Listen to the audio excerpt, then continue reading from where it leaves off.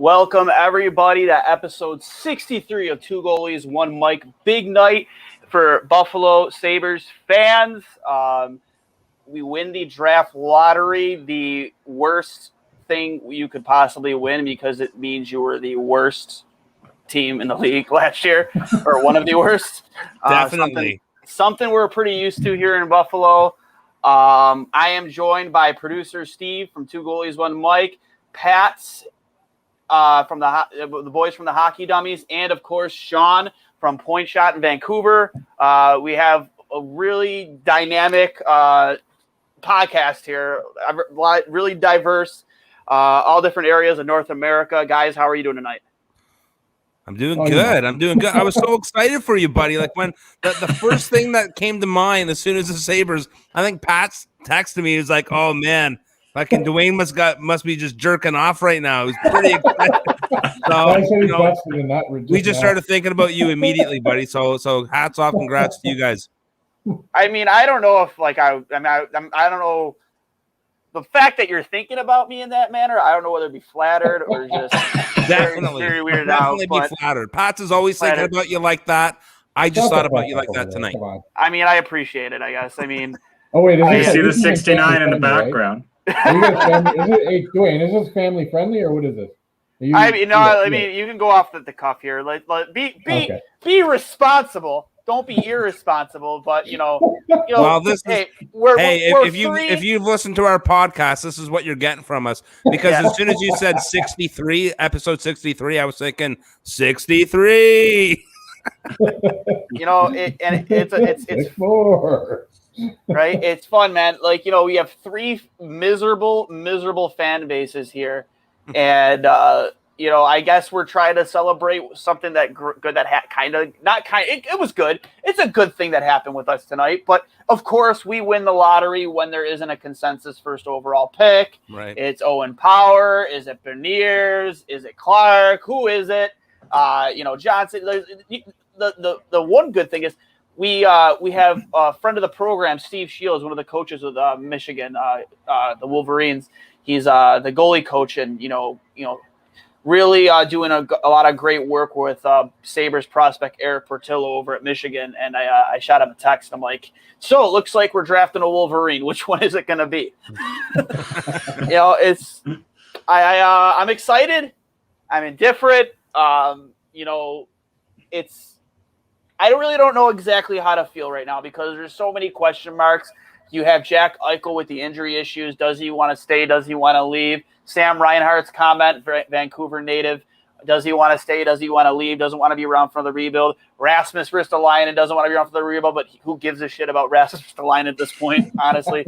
I hate saying it, that he's a hardworking defenseman. You're not going to find a harder worker on the team, honestly, than Rasmus Ristolainen. It would just be nice if, the hard work translated into high hockey IQ, which is, no, it hasn't been around. So we'll go around the table.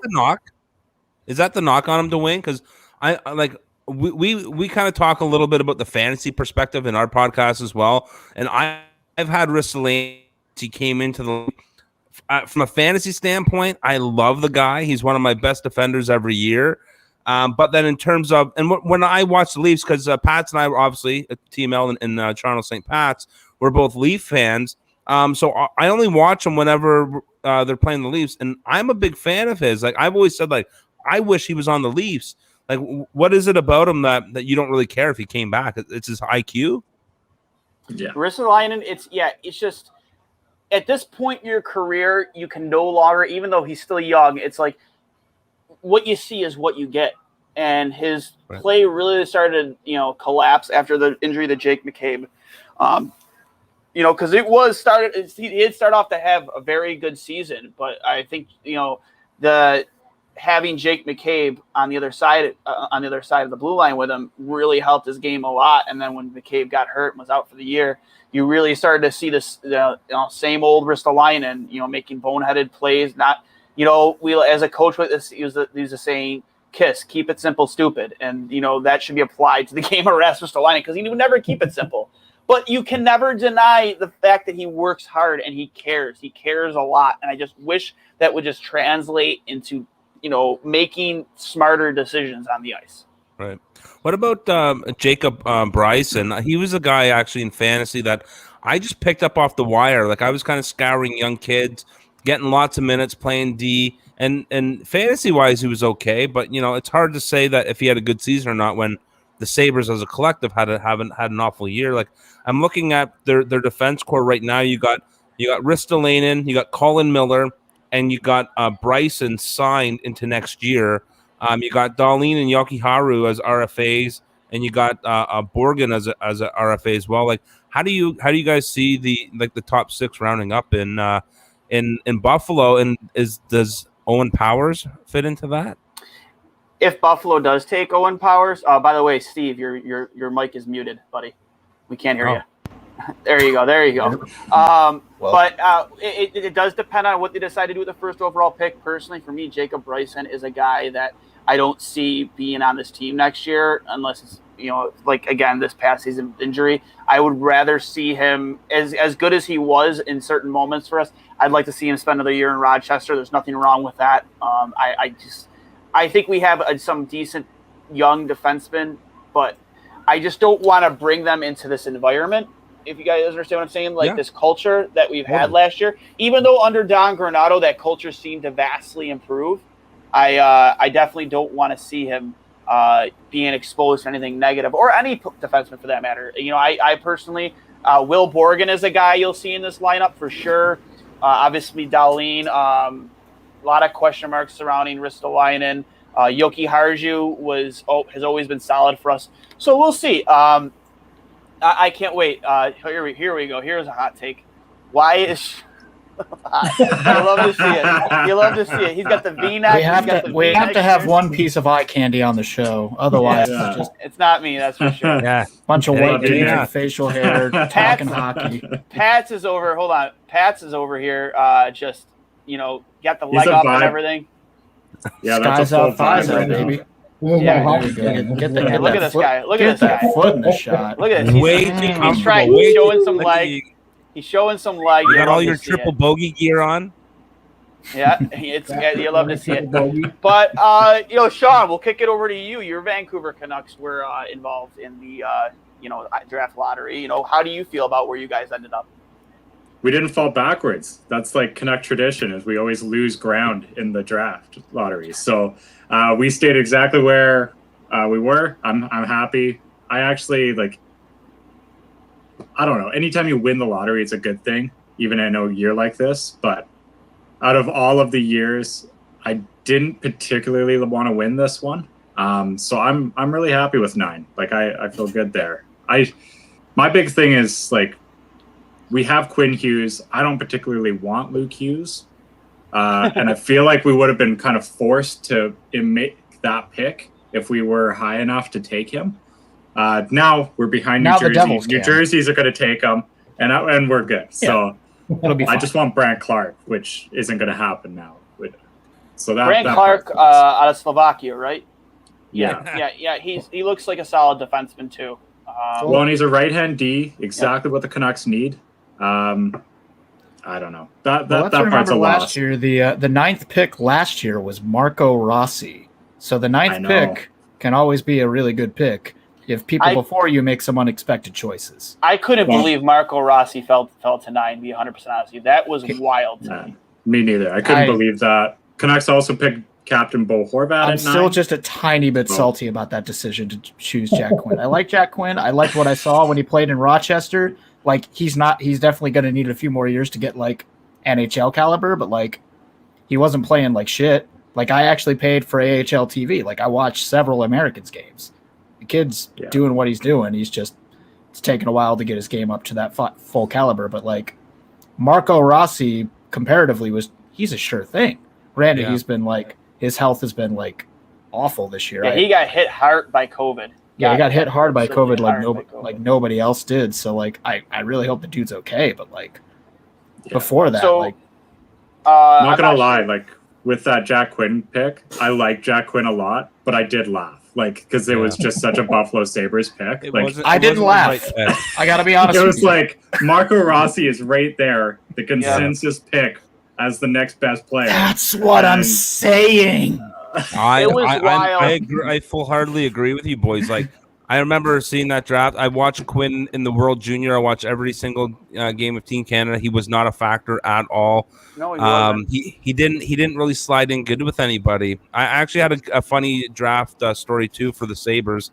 When in the 2016 draft, when Buffalo hosted, I was there and I was sitting in the stands, and there's a couple Sabres fans behind me, and they were coming up the pick, and they said, "Who would you take here?" And I said, "I would take Sergachev." I said he would fit in perfectly. Oh my God! Don't even get me started on the the Nylander draft. It was the Nylander and draft. they took Nylander. And they looked at me and they said, "How about this guy?" I was like, "No, you guys made the wrong choice." Yeah. We needed a defense. We needed a defenseman so badly, and I was actually that draft was in Buffalo, and I was with my cousin Tommy, and like you thought for sure they were going defense. No way they're not going defense, right? There's just no way they're not going to draft a defenseman here. And they went and said Nylander, and I'm like, you gotta be kidding me, man! Yeah. Like, It could be was the worse. best player on the board. I mean, and they need a D.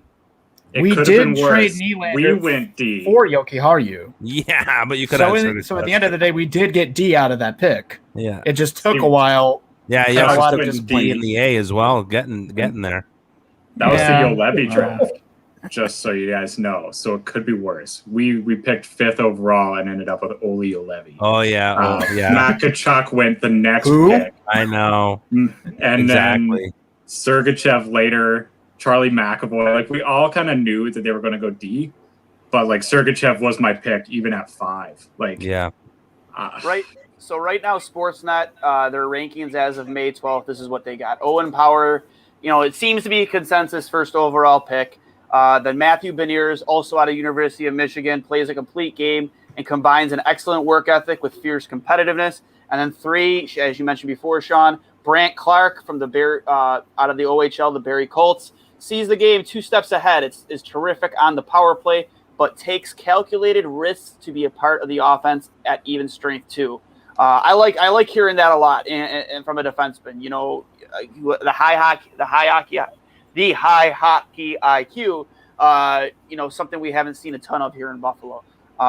Simon Edvinsson from Frölunda out of Sweden. Aside from the obvious nationality collection, he won't escape the Victor Hedman comparisons, and those are legit based where Hedman was at this time in 2009. And then just a few more. Dylan Gunther, right wing out of the Edmonton Oil Kings, WHL, and another University of Michigan product. Kent Johnson, center, maybe the best in class when it comes to creativity and elusiveness with a puck on his stick. Mentioned before, Luke Hughes, ranked 8th, U.S. National Development Program. The NTDP has been given the NHL a lot of quality hockey players over the last 5-6 years too. Skating and puck skills show top pairing potential. Size at 6 foot 270 pounds is an asset with his evolving defensive side. That's another thing too, is you just cannot teach size, and that's when you talk about a kid like Owen Power, where so many people are against him. The things I've heard on him, he's an immaculate skater, but he's also he has a very big frame for his age, and if you let him develop and you allow him, you don't rush him and put a ton of pressure on him at an early age, you could really develop into a nice defenseman. But that's Buffalo's MO. They don't like to, let guys develop. Outside of Dylan Cousins, which was surprising. I'm surprised he didn't get rushed into the lineup. That's not really Buffalo's MO. Right.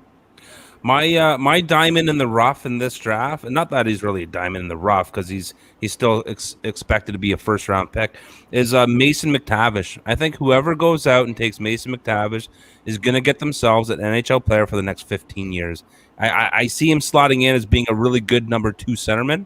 Watching him play for the U18s with Canada this year, you guys were talking about Brent Clark earlier. He was dynamite.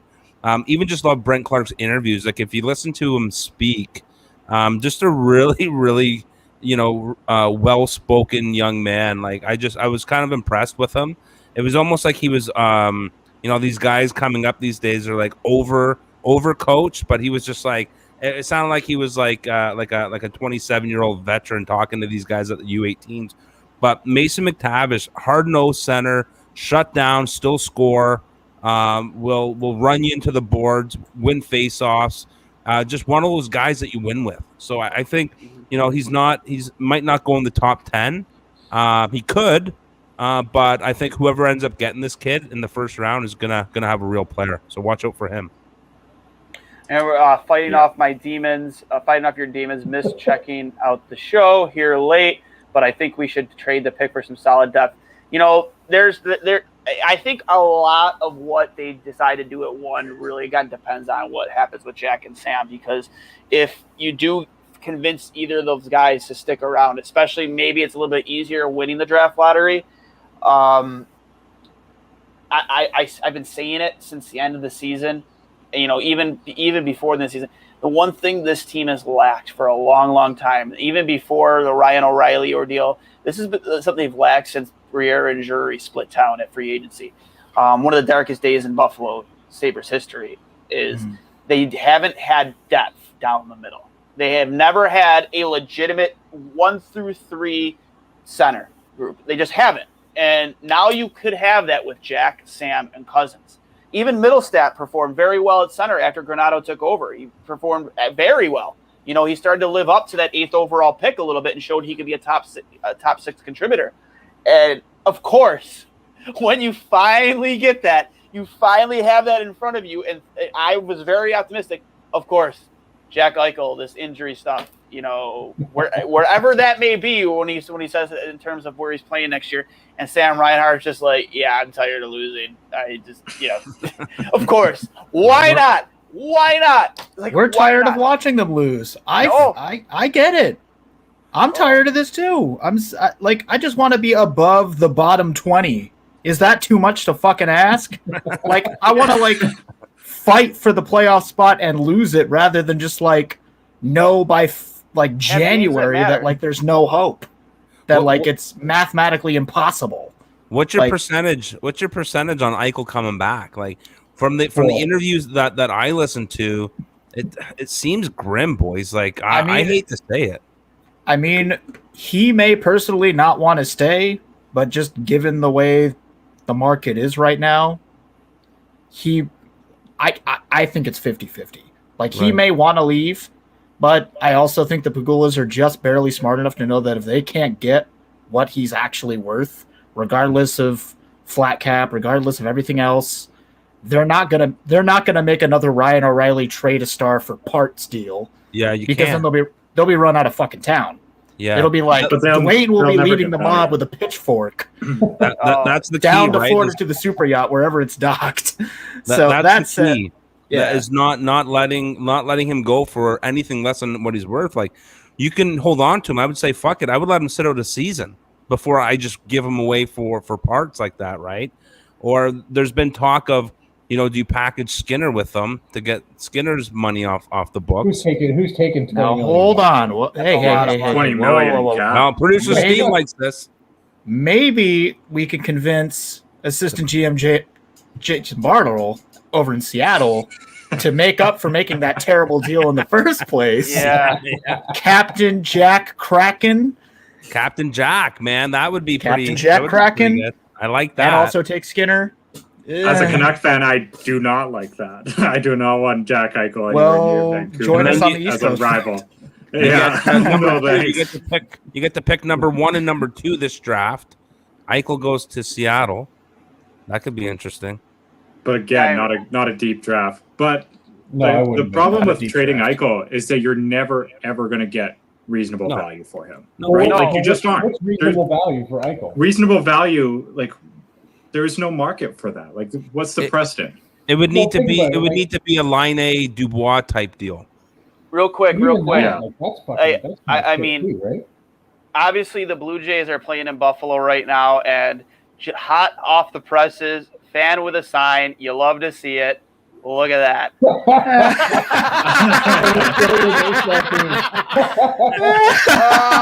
my God. Look at that man. Now we saw your baseball team. President of Hockey Ops, that guy. What a piece of shit. Yo, that's my dad. Fuck you, dude. That's a piece of shit, Steve. Your dad's a piece of shit. Oh, that was absolutely unbelievable. That was fantastic. That's really a good He's a very young looking dad. I have another. I have worry so many about it. Sabres questions. You guys are like a fucking riddle to me. Casey Middlestat, what's his future? Don't worry, they're a riddle to themselves too. Yeah, we are a riddle to ourselves. Don't even worry about it. Middlestat, the last 20 games, once the Sabres were really fucked, Middlestat actually started to play good. Yep. What is his future? Like, I thought he was going to be a player. I was so high on him. I thought that was a great pick. He hadn't really panned out. And at the end of the season, he started to show some signs. I'm just curious to know what you guys think in Buffalo. I'll let Steve lead it off first. Well, I think part of that equation is Don Granato the full-time head coach of this team, because it seems like when Donnie was running the ship, he was bringing out the best play from a lot of people. I feel like some of the only people who didn't really like excel under Donnie were like Skinner on a Poso. Everyone else was like, they were doing things better than they were before when Ralph was running things. But that said, like, I don't think Middlestat is ever going to meet the expectations people had of him at the draft. I think that's just a reality that everyone just needs to.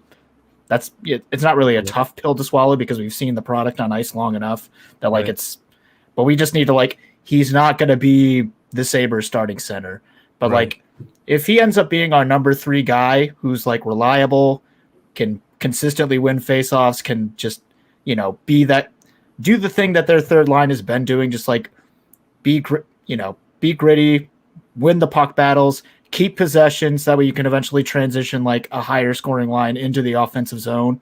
But every so often, like if you get the look, you have the skill to make the shot yourself and actually bury it.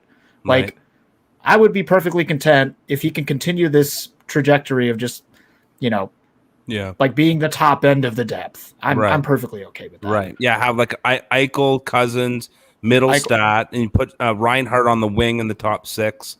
You know what I mean? Like you could do like that. Well, that actually brings us back to the next point of contention, that if we're going to keep Reinhardt around, he's more useful at a center spot. So I think Cousins should probably go back to right wing on either Eichel or Sam's right side if Reinhardt and Jack are sticking around. Gotcha. And I think if Jack sticks around, Reinhardt might be more inclined to stick around. But again, these are all big what ifs that are contingent on management and ownership doing things that make sense. And once again, this is Buffalo, so we don't know. I don't know what the fuck to tell you, but it's a coin flip. I want to be hopeful, but I've also been watching this team for 20 years, so we don't fucking know. I really don't know. For me, Casey Middlestat, one of the things that always kind of plagued him, at least from the fans, was he committed enough off the ice? We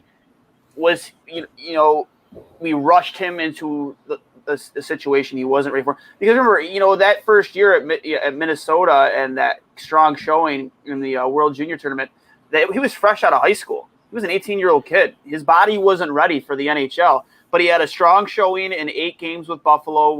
Not even 8 games, under 8 games.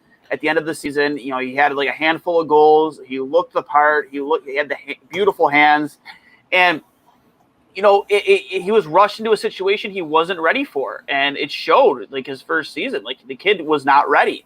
He should have spent another year at Minnesota, but again, you had ownership that was desperate to bring a kid in that can maybe put fans in the seats. You have a team that's desperate for talent, and it sucks. It really did suck to see the way that that all transpired. Now under the right coach, and I'm a Casey Middlestat apologist because I thought he should have been like a suitcase between here and Rochester. And I'll say this: he really is there a team in Batavia? Yeah, right. I think there is a spot for him with this team as long as he continues to keep developing the way he did under Granato. And I think a guy like Casey Middlestat is the reason why Granato keeps his job, because he did something with that kid that no coach before him could get out of him. And he kept Reinhardt at center, where you drafted him to play begin with. And, it was, I think, kudos to Donnie Meatballs. It's nice to Donnie see. Donnie Meatballs. So, I fucking love Duane. Yeah, right? It's he's a good kid. He is. And, again, there's a lot of potential and a lot to be optimistic about the team as it sits right now. I really do believe that, and people will call me crazy, but I do believe that if you keep this team as it sits right now, and you're going into a landscape of free agency, much like last year, where you can get value players at a low price. Look what Duclair and Verhaeghe signed for him in Florida. They were paying both those guys a total of $2.7 million this year. Yeah. The cap isn't going up. And you're probably going to have teams out there who do have a lot of cap flexibility helping out other teams that are up against the cap and said, hey, we'll take on this bad contract, but you got to send us this too. There's going to be a lot of that going on, I think, this year in free agency. And a lot of, again, guys not signing long-term deals. They're not going to be offering a lot of who like Pietrangelo got the longest deal last free agency. I think he was the only guy to get like an 8-year deal. Leonard signed a 5-year deal with Vegas. Hoffman, the leading goal scorer in free agency, didn't sign until 2 weeks before the season started. Yeah. And he did it was like a tryout contract or something stupid like that. That's what you're probably going to get. And that's what made me hopeful, as the team sits now before those exit interviews. It's like you can fill in holes on the short term. You can find guys to plug in, let the youth still develop. Don't rush them. Don't put too much pressure on them. And you could put a really competitive team on the ice because of that center ice depth. Now, who the fuck knows? Yeah. I think at this point, after last year with Kevin, now he's gotten those growing pains out where like you can't spend this kind of free agency chasing after that golden ticket player, because clearly just chasing after the one big contract, it blew up in your fucking face. Where if you can spend that same $8 million on 2 or 3 players that fill very necessary pieces of the puzzle, that let the people that are in the like necessary spots do what they need to do, and like also have a little bit of that pressure taken off, where it's like not only Eichel's line producing, or I don't know. It just I hope that, again, this is all contingent on having faith that when Kevin Adams says I have actual control to make hockey decisions, that's actually true. Right. And if that's actually true, hopefully he has learned something from last year, and he will, try to follow the blueprint that Florida made, that, worry about the smaller pieces that are important rather than just trying to, fix all the parts that are wrong with a car. Don't just put a new fucking coat of paint on it and call it a day. Right. Yeah, well, not having Ralph around is helpful because absolutely. Taylor Hall was his boy, right? Like he wanted to play with Taylor Hall again. So he wanted to bring him into town, and thought that they would work magic. Just having a duo of him and Michael that blew up in his face. I don't know how much stock we can give Ralph Kruger for being like integral to that deal, but like I think it was more just like Kruger needed some good PR, so it's like they like kept playing up that past relationship that they had. Like, but if you listen to like interviews with Hall around the signing, he was like, the reason why I'm coming here is because of the opportunity that was pitched to me. Like, because I think that's a nicer thing to say than Buffalo's giving me $8 million fucking dollars. Well, here's the thing though. Here's another thing too. Is honestly, Kruger had nothing to do with it. Taylor Hall saw what Jeff Skinner got paid from playing with Jack Eichel, and any agent and just common sense player in free agency is like, well, I saw what happened with Jeff Skinner playing along with Jack Eichel, $9 million. I like yourself 1 year and rake it in. Exactly. Yeah. And I just think the biggest mistake in that whole scenario was giving him the no trade clause, because you put yourself in a situation where you gave him literally all the power. You gave him all the power to determine where he was going to go, and it sucks. Yeah. And he just had to go to Boston. Yeah, that's pretty good in Boston. Yeah, he's playing like an MVP again. Yeah. What do you guys all right, let's. What's that? What do you guys think about what Buffalo actually got in that Hall deal when they traded him? I mean, Anders Bjork is playing okay. Like, he's definitely less like invisible as I thought he was going to be. Just like on the initial reaction of like Anders Bjork and a second round pick. Like I was like, is there that's something it. else coming? And you took Lazar.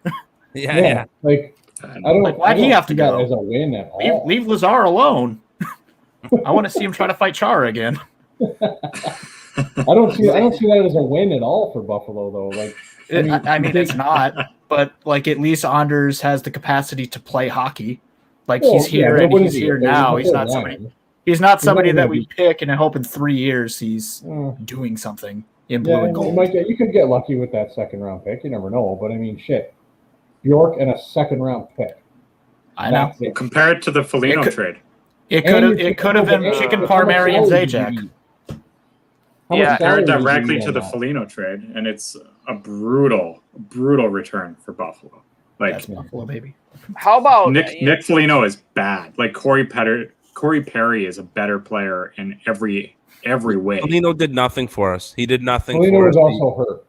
He fought. But I Corey tried to- Perry. He fought Corey Perry for something that was a complete accident and didn't need to be done, and It was so pretended- dumb. it was dumb. See, Yeah, I don't think it was dumb. I don't When- agree with the fact that I don't think it was dumb. I think he explained the way Foligno explained that fight afterwards was basically it had to be done so guys would move on, and that was it. Get back to playing hockey.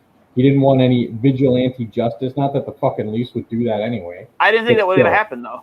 What's that? no, I mean, I think everybody was so rattled that Well, I guess it that's was fair. rattled, but then it was But okay. Let's move on, close the chapter, and get back to playing hockey, which they clearly didn't.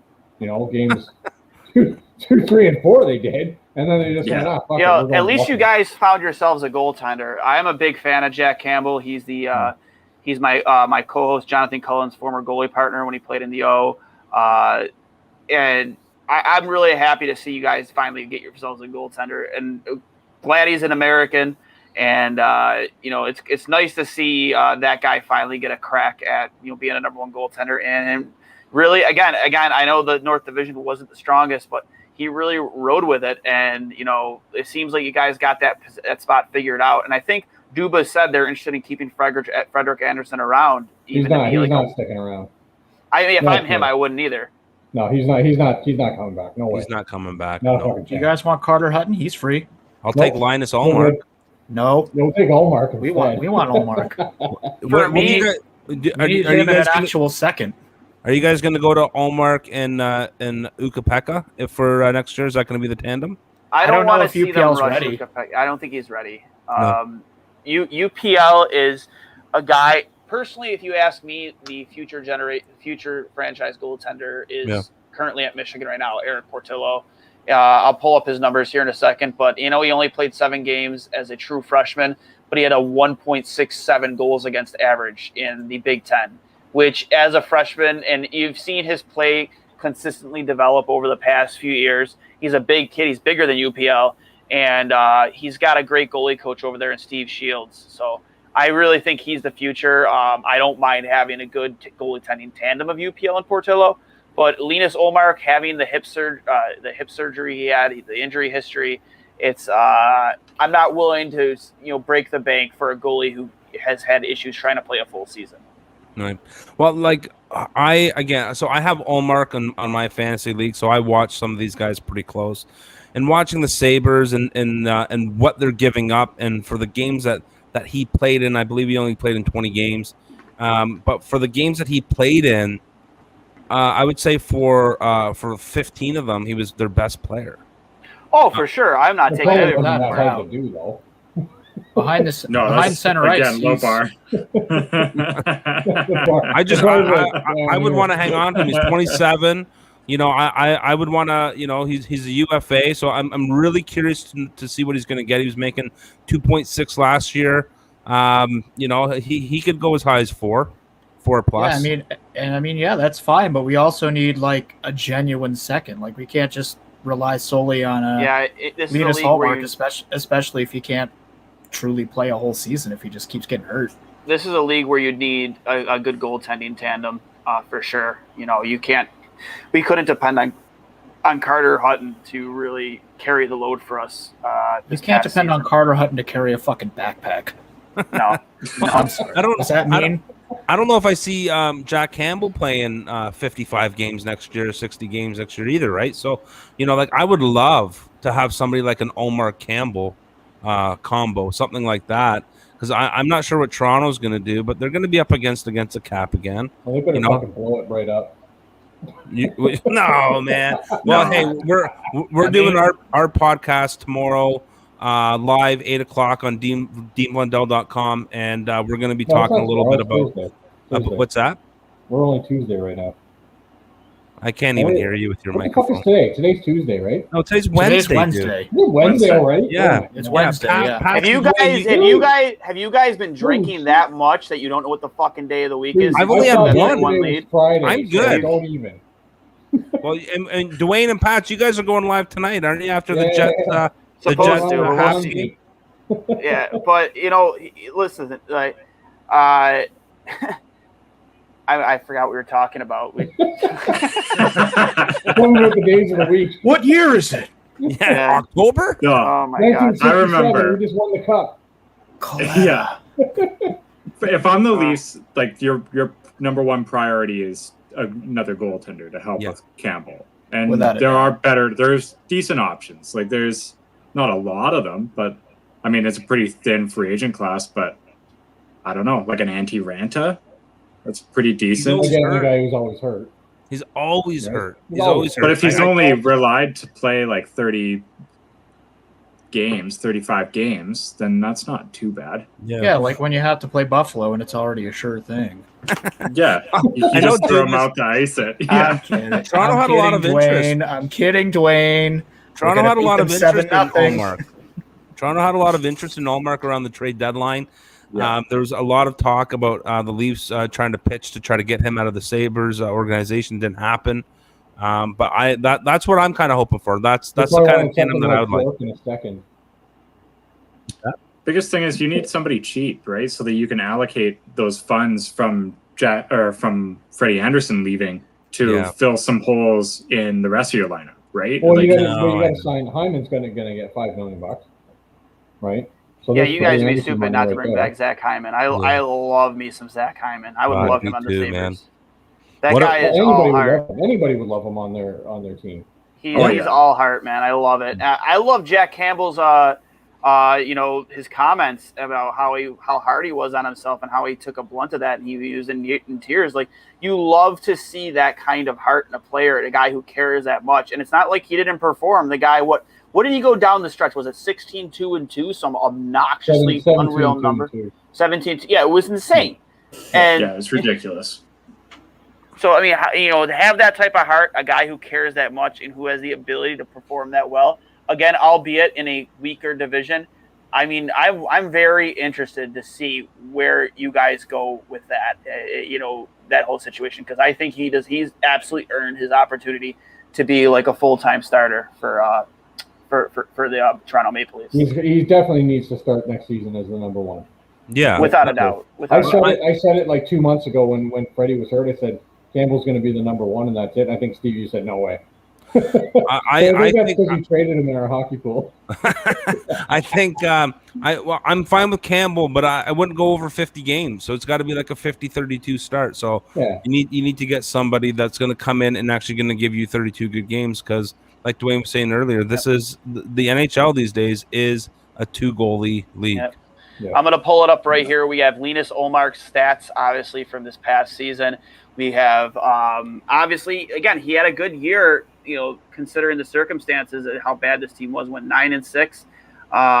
It does not showing his goals against there, but I'm pretty sure his goals against was fairly in the lower twos. 2.63. It's 2.63, and his save percentage was 9.17.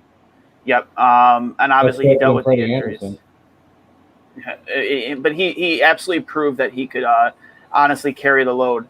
Another one here, I want to bring up Owen Power, his numbers, obviously, from this past season and his World Junior here. He has 3 points in 7 games in the World Championships, and obviously 16 points in 26 games. That's where you're getting a solid defenseman who has offensive capability, but really there is still a big question mark about how good is he really, and is he worthy of the first overall pick? And then I did one other thing I wanted to bring up too real quick was Eric Portillo's numbers. Absolutely, got a guy you see that has consistently, continuously really progressed over the years, obviously coming out of a very difficult program in Sweden, played in the USHL. That year in the USHL, he was voted player and goaltender of the year, I believe. His second-round pick, and just, as you can see, his numbers there have just progressively gotten better in development. So he is, my opinion, the future goalie, the franchise goalie of the Buffalo Sabres, hands down. No, I'm going to have to contact the Nords Pats and see if I can get him off him in the If pool. you have it, someone's got him in our pool, eh? Yeah. I got an interesting comment here. Thoughts on trading the Sabres first overall and Okposo with his contract for Kraken's second overall pick? Why would Seattle do that? If they'll say yes to that, I don't see them being that stupid. But if they want to be that stupid, I won't stop. Well, again, it is For Jason one spot. In a One draft, spot? again, in a draft where there really isn't a consensus not first overall, I don't see Seattle wanting to do that unless they love Owen Power that much and see him being a guy that they can, But again, whoever you take in this draft, if you're a Seattle Kraken fan, you want to see that guy in your lineup next year. And is Owen Power that guy? I don't think so. I think I don't necessarily someone agree. that's good to go. Like, think about Vegas when they picked Krebs, right? Like, Krebs is just kind of now breaking into their lineup. I don't think they're in any rush to get, like, if they walk away with Matty Beniers, they're thrilled. Right? Oh my God, yeah. Like, there's really no reason to try to jump up one spot in a draft with no consensus first overall, and then to take Okposo to do that. Like, it's one spot. We're watching. Shut up. One spot. Okposo is amazing. Please don't take him from us. He's our favorite player. I'm buying an Okposo jersey next. Please don't take him from me. Please. What's left on his deal? What's left on Okposo's deal? 2 years. 2 years. 2 years. Yeah, he's got a no movement too. Ew. Yeah. Ew. No, the no movement isn't. He doesn't have a no movement anymore. It's not up the last 2 years of his contract. Oh, okay. It says that it's still up on Cap Friendly. That's They should why. just buy him out. Fuck it. That's what I've been saying since last year. It was if they would have bought him out the start of last season, you would have only added, I think, 2 years to his contract, but each of those years would only be $1 million per. Oh wow. Yeah. Yeah. See, that's buyable. There's no problem. Exactly. Yeah, but again, Millions it's a mystery, like the Louis Eriksson debate. Why is Louis Eriksson still a Vancouver Canuck? Yeah. What the hell is that about? Okay, so they should have, if they were going to buy him out, they should have looked at it last offseason. If they buy him out this offseason, they actually lose money. Really? Yes. So they actually lose money, and his deal goes longer. Like, Jim Benning, in classic Jim Benning fashion, actually made his contract almost buyout proof because it's not in signing bonuses, it's an actual salary that he's getting paid in his final year. Jesus. And then, so like what my plan was for him last offseason was send him to Utica. Nobody's going to pick him up off waivers. He's not going to want to ride the bus in Utica for 2 years. But now... Are you saying public transportation in Western New York is less than perfect? What are you trying to say? I mean, he is collecting like $6 million a year, so maybe to it's ride worth the it. Bus, so he doesn't even need to buy a car. Yeah, you haven't said the bad part yet. He could buy the bus. So He'll get his own issue bus. there is that like this past season, it was mostly in signing bonuses that he was getting paid, so it would have been fine. But this last year of the deal is buyout proof. The way they've structured it, they would actually lose roughly $150,000 if they bought him out. So there's really no benefit to buying out Louis Eriksson. He'll just play in Abbotsford for the new AHL team. Fair enough. Yeah, I actually brought up the buyout calculator on Cap Friendly for Okposo. If we did buy him out in the offseason, the cap hit this coming year would be $5 million of the $6 million. And then the year after that's $3 million. Then the last two are the $1 million. So this year we would still. Well, that's not even really worth it either. Yeah, this year we would still be paying him for pretty much his full contract, and then we'd still have to keep giving him money for 3 years after the fact. So hopefully we can just send him to Rochester. He can like feel offended and do the Bogosian thing and say, "I'm not going." And then you know what? You want to know what else? That's the dream, right? That bow ties itself.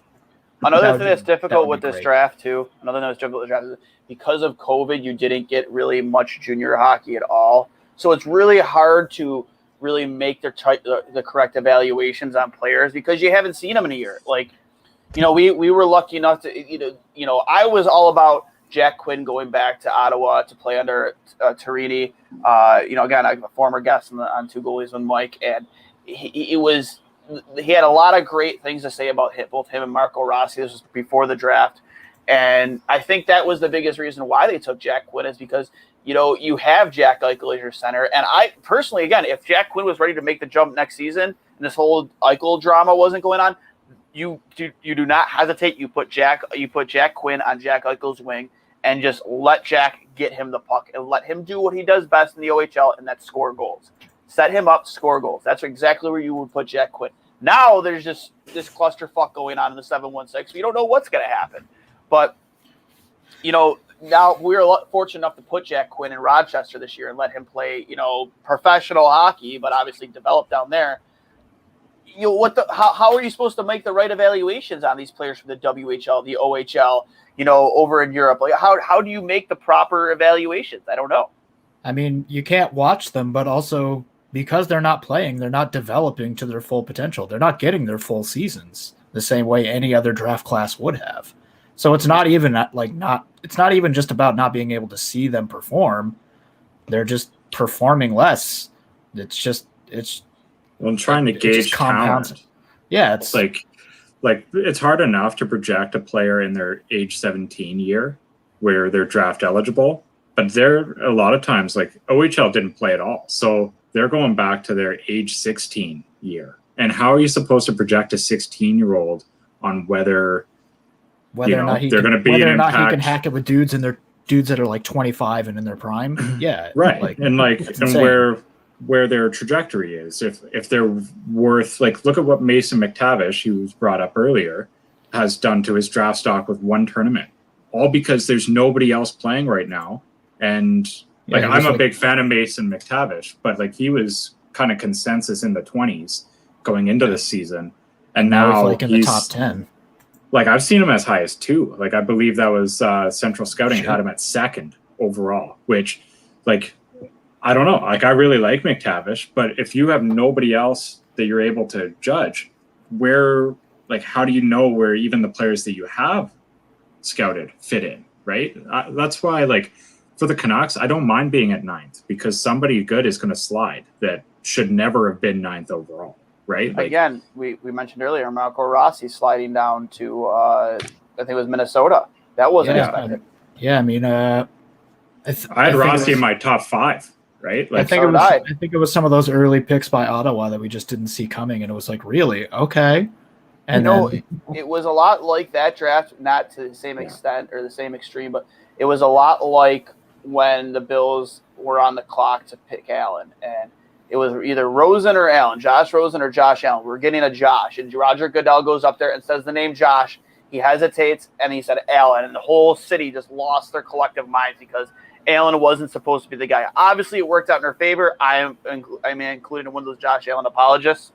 Seems to be a trend.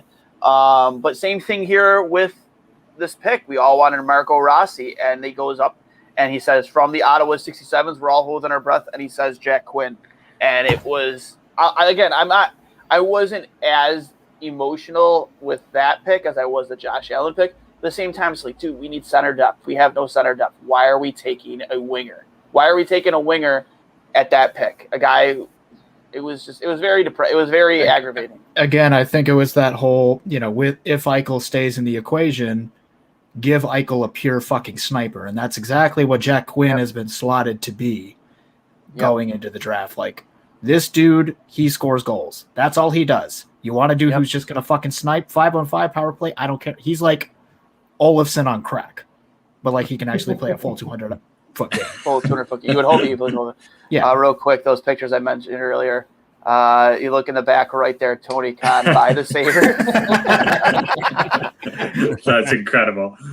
Look at that guy. Good mask. Oh, good boy. Absolutely. But, just real quick before we wrap up here, Sean, I want to get more on your Canucks. What are your? I mean, obviously, it was a big surprise this year where you guys finished out. I was very surprised. I become a Vancouver Canucks fan just by my relationship now with you guys with the Point Shot podcast, formerly Area 51 or the 51, and I just it was very surprising to see the decline of your team this year. You guys let go of you guys went to Thatcher Demko. Instead of bringing back Markstrom, you brought in Braden Holtby. You let Tyler Toffoli go, which, I mean, that has to drive you all so nuts. Man, Vancouver's ready to ride all over again because of Toffoli. You see how well he's performing. Especially since the word came out that, I would have stayed. They just never gave me a deal. He wanted to come back. I would have definitely come to the table, but they didn't offer me anything, so I left. Yeah, it's one thing crazy. if you got lowballed and he's like, yeah, nah, but they just were like, oh shit, that's what we forgot to do. We forgot to give him an offer sheet. Fuck. Yeah. Well, and it's kind of crazy. Yeah, exactly. Well, and that's kind of what it sounded like when they asked Jim Benning what happened. He's like, oh, we just ran out of time. And then later he's like, oh no, I was, I didn't mean it like that. Yes, you did. You meant. You ran out of time, and that was your first answer was that you simply didn't have the time. The guy was free agent for 3 days. You got on the highway. You realized you didn't have your wallet. You're fucked. You lose. Yeah, the coffee's still on the top of the car. Yeah. The biggest, the weirdest thing, Vancouver this season. So after the playoff, I would even go back. I'll go back to the Toffoli trade when we landed him. I said, okay, this team needs to make the playoffs every single year now. This is an expectation now. You're putting your chips in. You're trading a good prospect in Tyler Madden. You're trading good draft capital. We had no first or second round pick at the draft last year. And if Toffoli would have re-signed, we would have also not had our fourth. So we would have had 3 picks in the draft. So it was this is us going all in. I didn't mind them walking away from Markstrom because I knew he'd get way overpaid. Thank you, Calgary. I didn't mind walking away from Tanev. Same exact reason. Plus, he never is ever healthy. The last 2 years are a complete anomaly that he's been healthy for it. Josh Levo, I didn't mind because he had his knee injury and major knee surgery. Toffoli was priority number 1. They needed to bring back Tyler Toffoli. They had one job to do, and they dropped the ball. And it's frustrating. It's beyond frustrating because we paid a top draft pick and a top prospect of ours for 10 games of Tyler Toffoli in a season that we were not cup contenders, right? Nobody was coming into the playoffs thinking we were going to win the cup that year. That was our championship year. And we were just kind of cracking that open. So Toffoli needed to be part of that. Watching him then go to Montreal and do what he's done there is just extra salt in the wound. But Canucks have a lot of decisions to make this offseason. I'm hearing different rumors that the Canucks may be open to moving off of the 9th overall pick. As far as I'm concerned, you need as many entry-level contracts as possible.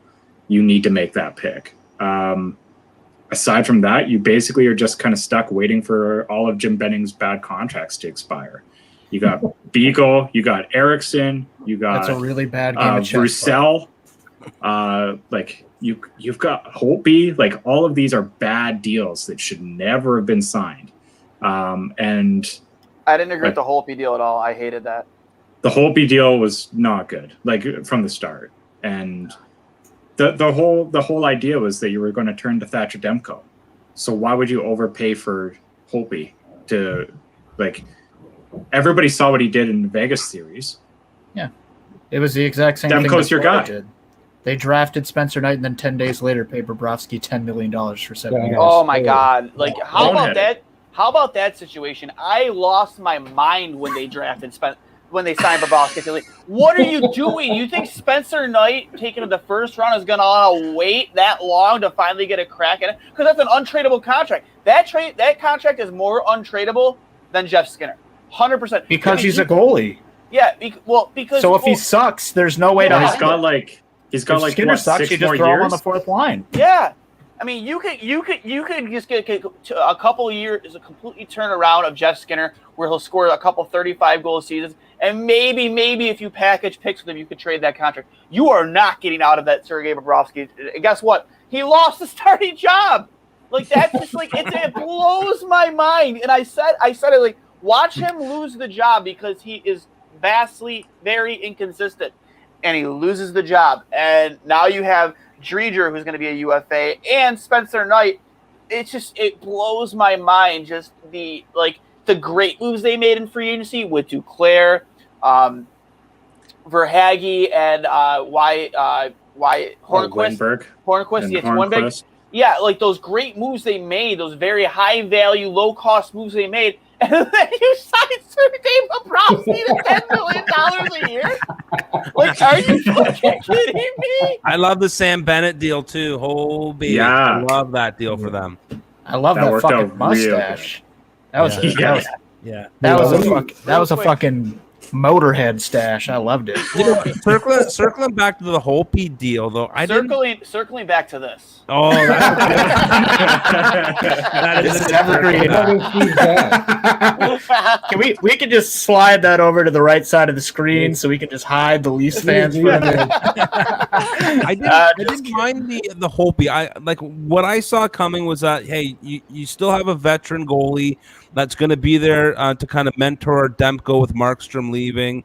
He's only going to be on the team until the end of the 2021-2022 season. Then he's gone. And then it's all Demko. So he's going to be there next year. I think Demko is still the guy, and Holtby's the backup, but he's the mentor. So I didn't mind that deal, but man, yeah, there's a lot of deals that Jim Benning and his five head have made that aren't great. And I don't mind Holtby. Like, I don't mind the thought process of going the Holtby route, especially with the expansion draft. I honestly thought he was expansion fodder, right? Like, as soon as he came in, I was like, perfect. They picked a guy that they're going to take. And I mean, that could still happen, but the problem is the money, right? Like the money that they gave to Holtby. So it's actually a backloaded deal. So he's making $5.7 million next year. Right. So he's again another buyout proof kind of contract, right? So that if Seattle doesn't take him, you can't move off and switch gears and maybe look at a Drager, right? I don't know, man. Like, I don't know. I don't think that really hurts Vancouver too much. I honestly don't think one more year of Holtby. I don't see that being a big issue. Well, they're not going to be ready to go anytime soon, anyway. No. The biggest thing is that the Pettersson and Hughes contracts are this offseason, right? Yeah. And we barely have enough money to potentially just keep the team that we have, which is already bad, right? Like, this isn't a good team. It's a good thing. So we can barely afford the players that we already have. So we're not improving, right? Yeah. Well, like I was just saying, like, it's a good thing Pettersson didn't have a great year in his contract year. You know, that will help a little bit. A little bit, but not a ton, but it'll help a little bit. I have a quick question here for you guys, for the Sabres and the Canucks organization, and to you, Pats, and I'll be asking you this tomorrow on our pod. Who does Seattle take from Buffalo, Toronto, and Vancouver? Who do you think you guys are losing? Possibly Cody Eakin, maybe a Colin Miller. Right. Colin Miller makes the most sense. Yeah, I would take Colin Miller for sure. Me too. He'd be your good third guy. I mean, if he can finally stop trying to make the check at the worst possible opportunity and then letting some player rush down the ice after his check didn't land and somebody else just picked up the puck effortlessly, then that's like the crux of his game. He always tries to make the body play at the worst possible fucking time. Like, while two people are on him, like, he's got the guy with the puck, and all he needs to do is just tap it slightly to the side for the other guy, like, supporting him on his side yeah, and then like Miller's like caught up having bodied this one dude while the puck is like already at their blue line and he's just MIA. And that's led to so many goals and it's so frustrating. but if Seattle's watching, he's really good. He's a really good veteran presence, and he'd be an asset to any locker room on the West Coast, far, far, far away from me. I just got a text message from Steve Dangle. He goes, "Who is even the consensus first overall pick?" Question mark. My dad, the guy holding the sign at the game. I love fucking Dangle's fucking his I saw his little clip when Dermott gave the puck away in overtime, and fucking Dangle's watching the game, and he's like, "Oh no, oh Dermott, oh." if there's I mean, out of the entire fan base, if there's a guy you feel for, man, like, granted, we're all fans, but here's the thing: there's the difference between us and a guy like Steve Dangle. Is he's gotten where he is by being a fan, and he did a really good job at marketing himself and whatnot. Now he gets paid to do it, and that's his gig. This is where I respect those guys the most, and is we can just choose to ignore it, right? Like, if after we lose, we can just like go home and just not like look at Twitter or decide to not turn the radio on or just ignore it, right? Just because you know what it's going to do to you. These guys gotta go on. And like they have to, and it's just like here in Buffalo or in Vancouver or in Toronto, it's just like when it's literally, and like for us, honestly, for the Sabres, I feel like this is like worse than the Bills drought of 17 years, only because like the Bills at least teased you here and there. They teased you with like 9-7 seasons, 8-8. They were in the hunt near the end of the season. There were games that mattered. Sabres. Fuck no! Like nope. Again, that's all I want. That's all. Like somewhere close. You don't even need to get it. But like we've been like 25 or under for the past decade. The guy right below me here, where is he? Right there. Yeah. Said the Sabres would be good this year. No, last year I thought they were going to be good. I didn't realize you had some. I didn't realize you had some tea to spill. Please go on. Continue. No, hey, I root for the Sabres. I feel bad for you guys, but producer Steve, I'm hearing you say this is all you want, and like that fucking depresses the shit out of me. It's like, I want to win next year. Short term, that's all I want. You just want to like challenge for a fucking playoff spot and lose. That's what you. That's what I want short term. I don't want 25 or under again. Listen, if anyone remembers the night that David Ayers went in and became a fucking legend. Oh yeah. And I was live streaming that night and I was losing my mind. I ran around my house. I ran around my driveway outside.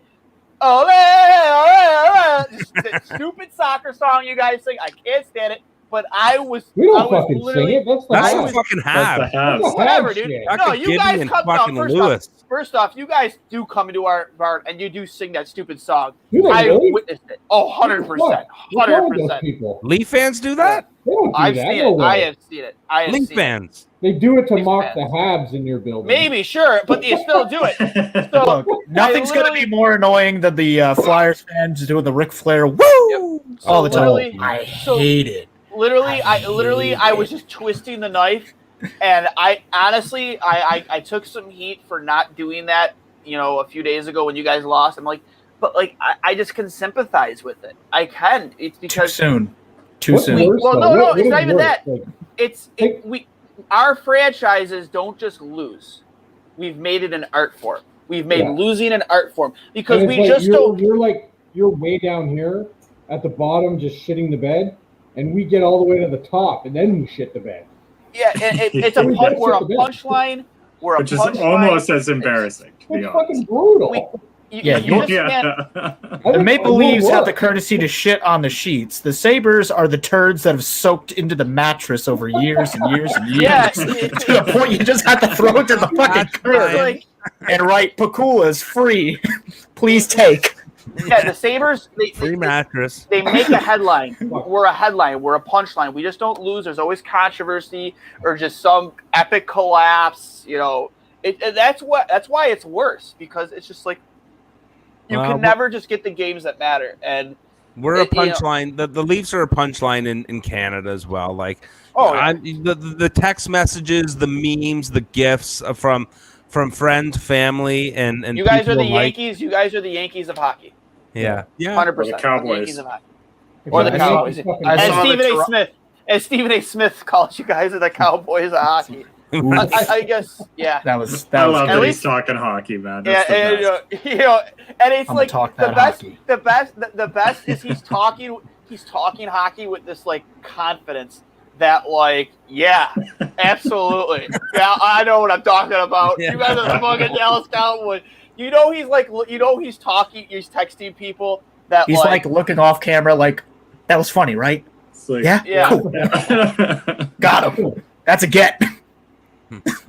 But now I'm really looking forward to Stephen A. Smith fucking tearing into every single franchise when they like the Stephen A. Smith Dangets might put Dangle out of business because he's just gonna because like Dangle's just like he'll like try to get into the head's mindset of the player. It's like I can see why you might have thought this was a good idea, but you just fucked it up. That's a dang. And Stephen A. Smith is just gonna be like, are you out of your goddamn mind? What is wrong with you? I think the Stephen A. Smith shtick will be funny for a while, but it will wear on people. Be like, eventually he'll learn the game, so his shtick will become refined. I think. I think it'll get it hasn't gotten old for basketball yet, so I don't see it getting old for hockey as long as he learns the game. Well, the thing he's got going for him, he's very loud and he's very polarizing for sure. So we don't know anything about loud, polarizing hosts. Here at Two Goalies, One Mic, we don't know anything. We don't know. Let's not talk about that. Hey, I know we've been going here for a little over an hour. Is Duane loud? Am I loud? A little loud. I'm a little. No, you're loud. not bad. Duane's loud. I've heard Duane fucking yelling his face off. Yeah. Before we sign off here, just expansion draft. Get your guys' opinions on that. What should we expect? What contracts do you think will get unloaded on? Will it be exactly like what happened with Vegas, or what will the differences be? I'll start. Or what? What's he doing? No, I'm plugging in the MacBook. Plugging in the MacBook. Thought the pants were coming off. I had to plug in the MacBook just to make sure that we don't go dead Everyone's here. showing off some leg. I feel like I should. But feel like I should what get do you guys expect out of the expansion draft? Sean, I'll start with you. Honestly, I do think we'll see a lot of what we saw with the Vegas Golden Knights, not to the same degree. Like, I don't think teams are going to be swindled so badly, but look, Seattle's going to be a good team. Like there's a lot of good options available. There's a lot of teams that are in really, really tough cap situations that are going to have to try to make moves to offload contracts to them. And they're gonna ask for sweeteners, and they should, honestly. Like, absolutely. Yeah. I mean that third D pairing of Colin Miller and Tyler Myers is going to light up the Seattle Leafs. Oh light my up God. Seattle. I will personally drive Tyler Myers to Seattle if to they the airport. take him. I'll drive him right to the arena. You'll put him in your bicycle basket and ride him over the border. I'll meet you halfway. I'll meet you halfway with Rasmus Ristolainen. Yeah, there you go. As far as I'm concerned, I don't. Ristolainen on the Leafs. Oh, done. Take him. What are you giving? You want Ristolainen? I would love Ristolainen. Is Marner on the table? Marner is most definitely on the table after these playoffs. See? No, he's have a big argument over that. One bad year, that's all it takes. I don't understand. It's not one bad year. It's how many straight playoff games without a goal? Like 16? Like, come on. Well, right now, playoff performance is irrelevant, so short term, that's fine. I'll remind you of what. For you guys, it doesn't matter. This is my thoughts on Marner real quick. I would not trade Mitch Marner, and the reasoning is if you look at Edmonton and what they did with Jordan Eberle wasn't scoring in the playoffs, and they looked and they're like, he didn't score for X number of games. This guy's a bum. He doesn't show up. Trade him. And so they got rid of him. They got rid of Taylor Hall after their one playoff run. And they have had zero playoff success since. They made it to the playoffs this year, got swept. They're a thin team. The problem is that you have to replace those guys. And Mitch Marner will turn around. Like, he'll figure it out. Yeah, I agree with you. I think he's the least of your guys' issues. Like, did he show up? No. But you know what? Like, look at what Tampa did. They got destroyed by Columbus. Exactly. And they kept it together. They didn't make any groundbreaking blow-ups. They could have, and then they were champions the next year. There's a lot of promise in Toronto still. Yeah, you just gotta hold tight. I have that written down for our script for tomorrow. That exact reference. So You have a script? I always write a script. You lazy prick. Look But at me. speaking What of the am I doing? Kraken, going back to what Duane said, I know. He's too busy crushing beers and showing leg over there to care I about haven't got a scripts. fucking beer for a while. I didn't want to get I'm waiting up for and those. be I'm rude. waiting for those feet picked, Pat. T-picks. I'm the opposite on Seattle. I don't think Can we get a Seattle screen? Can we get that full screen real quick? What? You can keep making your point, but we need some more of that. All right, settle down over there. I was just saying I'm kind of feeling the opposite way that Sean's feeling with Seattle. I don't think that they're going to be a great team off the hop. I think that the GMs across the NHL have learned their lesson from George McPhee, and I don't think that they want to do it again. I think that maybe there's one or two. You always like Arizona to make a dumb deal, but geez, I really don't see them being a strong team. Like I don't see them making the playoffs like Vegas did, and fuck, they're not going to the Stanley Cup final. That's just my opinion. I mean, I agree. They're not going to the final, but they'll make a good stride. Like the issue with Seattle is that there's not a lot for top 6 options available right now. No. So like unless they go all out in free agency, which they are going to have the money to do so. Like my projection with my picks and everything for Seattle has them about $25 to $30 million in cap space. So, I mean, that gives lots of potential to take bad contracts with sweeteners, to shop in free agency. They have lots of flexibility. And, if they're able to convince or pluck like a TJ Oshie or somebody like that, like I don't see them as good as Vegas, but I see them certainly as like a playoff potential, like a bubble team. Right. So like where producer Steve wants Buffalo to be, that's where Seattle will be this year. Like instantly. Yeah. Right.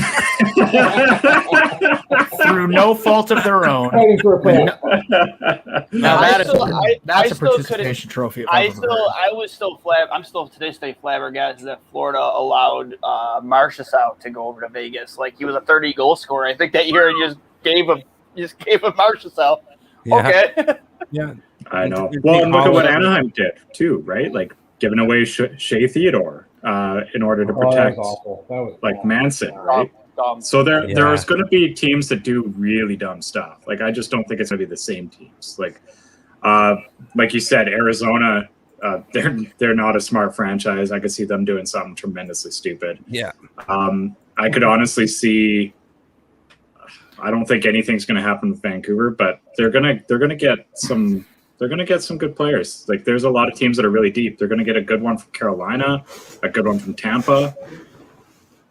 Like Tampa's interesting because I think Tampa, you have a team that they're getting called cheaters right now for, finding ways around the cap. Yeah. They're 10 million over. But Cirelli, well, yeah, exactly. What team wouldn't do that if given the opportunity? But Cirelli obviously didn't perform the way they probably hoped.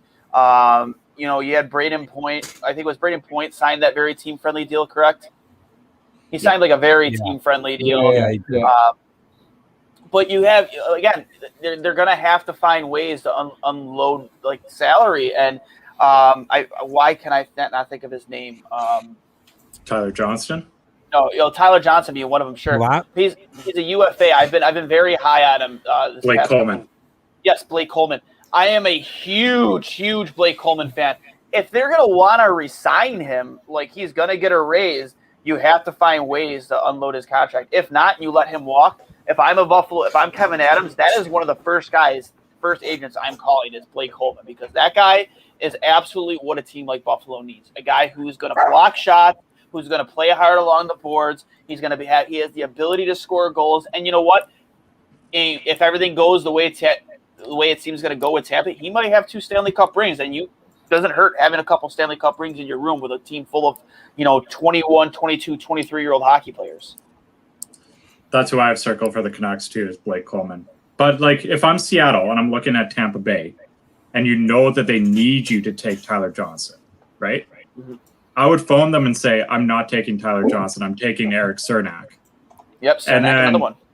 and then seeing how desperate they get to pawn Tyler Johnson off on me, because I probably am walking away with Cernak, Johnson, or Johnson and something else, right? Like, like that's what I'm doing if I'm Seattle. Is I'm saying, look, that guy that you want to keep, I'm taking him. What are you going to give me to not take him? Well, exactly. That's what sucks about being a team like Vancouver, who's has cap issues, or even worse, Tampa Bay. You have these players that you don't want to expose, but you're kind of in a situation where you're forced to. You're biting your nails, like, please, don't touch them, and you're willing to give up assets in order to protect those players, much like what kept happening in the Vegas expansion draft. Yeah. I mean, same thing's going to happen with Carolina, right? Like, they can immediately look and say, look, we're going to take Jake Bean. And if they let you take Jake Bean, then cool. But if not, I mean, maybe they give you somebody else, right? Like, and I see that for a lot of teams that are going to be in that position. For the Canucks, like, I have no worries at all. Like, this is actually a great opportunity for the Canucks, where we have hardly any players that are actually worth protecting. So you can go and trade for players that other teams can't protect, and then protect them yourself, right? You have players on entry-level deals. They're automatically protected. Like, there's nobody on our blue line that I would care to protect. Like, I don't care. Outside of Hughes. But Hughes doesn't need to be protected. Well, that's what I'm saying. Well, yeah, but I'm just in retrospect. Right? Obviously, but like, there's not a single blue liner that I'd be like, oh no, please don't take. Tyler Myers, Olio Levy. To quickly circle onto the Carolina bit, they do currently have 4 goalies. All 4 of those goalies are either UFAs or RFAs. The one RFA being Ned, who's doing most of the starting right now. For Toronto and us in Buffalo, I mean, I feel like Toronto's already done the Reimer game, so no, thank you. Classic. But no, James Reimer is also a part of their team who started in Toronto. I mean, for Toronto. Mrazek. He's a good goalie. Yeah. Yeah, I like split time with Campbell. I mean, far and away, the best possible free agent next year is definitely Chris Driedger, without a doubt. But if you can't get him and he goes somewhere where, 3-2. I want Mrazek to bring back the number 2, though. I loved when he wore the number 2 for the juniors. I always loved that. That would be pretty. That would be pretty great. Yeah. All right. But I'll end it here with you guys from the Hockey Dummies, Steve and Pats. How do you feel about the expansion draft? Where do you, if you're Toronto, if you're Dubas, who are you exposing? Who are you trying to encourage Seattle to take? I think Kerfoot's as good as gone. Yeah, I don't think that there's anyone else to really take. We're gonna hold on to Riley. We're gonna hold on to Muzzin, and we're gonna hold on to. Do we have to hold on to Sandin, Pats, or who's the other defenseman that we're holding on to? No, we don't. There's lots of guys. I feel like Sandin might not have played enough that he needs. Yeah, I don't think he did. I don't think so. But obviously, we're going to hang on to the big 4. You don't have to Hyman. You don't have to protect because he's a UFA. Yeah, same with Anderson. But he's not coming back anyway. But still, no, you don't have to waste a spot there. No, you protect Campbell, obviously. Yeah, right? Yeah. Campbell will be the goalie that we protect, but I think Kerfoot's gone. I think so too. Yeah. I mean, and it's fine for us because regular season wise, he was shit. We talked about it all the time on the podcast. I was like, what is Kerfoot doing? But then the guy has a great playoff, right? He did have a good playoff, and and you know what? And that could be the selling point right there. Oh, look what he does. When it matters. You know what? Take him. It's $3.5 million. That's off our cap. Right? Yeah, I would. Yeah, I'd totally leave. Helps you buy a goalie. Yeah. Yeah. Exactly. Yeah. Well, and that's the other big thing for us, right? Because when I look at the, you're just gonna sit here on me now with my legs out. Pat, zoom in on that leg, shall we? But when I'm looking at the Leafs cap friendly page here, it's we got Matthews, Tavares, Marner, Nylander. They're locked in. We better sign Zach Hyman back. He's a staple. And then you got the only other forwards that we really have locked in for next year: Kerfoot, Mikheyev, Engvall, and Brooks. I think hey, like Seattle could go. I'm fine with losing Engvall too. Like I'd be fine with losing whatever. Engvall too. I actually I like Brooks. Engvall a lot. I mean, I don't know how seriously I could take either of you because you want Rasmus Ristolainen on your hockey team. So hey, I didn't say do. that. That was this fucking guy because he's really good. He's so good. I mean, Fuck, I need Not as to good watch as Tyler it. Myers, though. They need to they're draft only Tyler good as Myers. Taylor Myers. The only thing better than Rasmus Ristolainen's gameplay is his haircut and facial hair. Right. Oh, that's But true. if he throws body Now that shots, is the he eye doesn't. test. We don't. He looks like a Viking born out of incest. He looks like Patch- Frylock. All right, here's a question because I know how Longest head much in the league. Pat loves Justin Hall. Who do you Oh, guys wow. rather have, Ristolainen or Hall on your team? Oh, We'll trade you straight up. oh, I'll trade you Oh. one Trade for you straight one. up. Hall Done. for Risto. Dubas, get on the phone. Oh my God, I would do Hall for Myers and Kevin, yeah. Kevin, are you watching? These guys, It'd you be so really, quick. you do really live up to your name, the dummies. I mean, you really live up to that. Thank you. You don't disappoint. You definitely don't disappoint. So, Hole is older, but he's cheaper.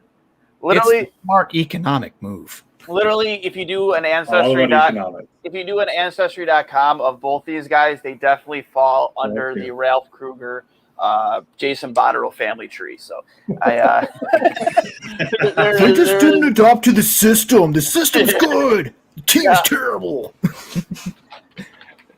guys, but honestly, guys, I've had a ton of fun with you guys tonight. Thanks for joining us. I just want, before we let you guys go, remind everybody that this was brought to you by Manscaped.com.